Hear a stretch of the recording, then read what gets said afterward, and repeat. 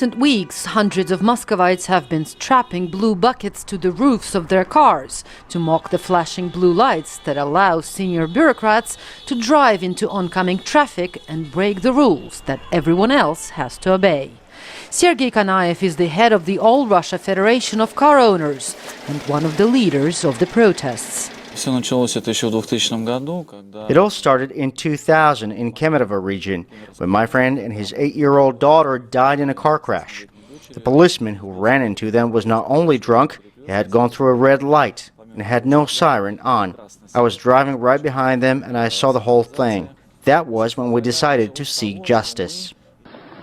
In Moscow, the campaign has been fueled partly by an incident in February, when the Mercedes of the vice president of the company Lukoil, carrying a blue light, collided with a Citroën.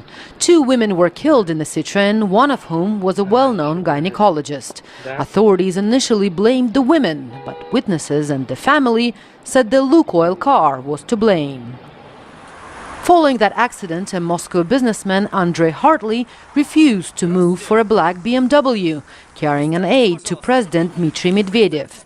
He posted a video on the internet that showed him approaching the BMW and the aide's arrogant reaction.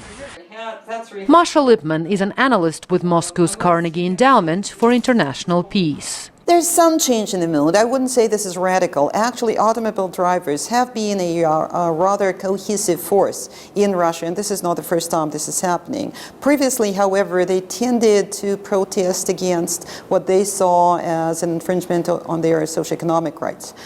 This time around, this is a direct challenge to what they see as unfairness, as injustice and inequality. The Russian lower house of parliament is now considering legislation that would require protesters using automobiles to inform the authorities about their planned actions 3 working days in advance.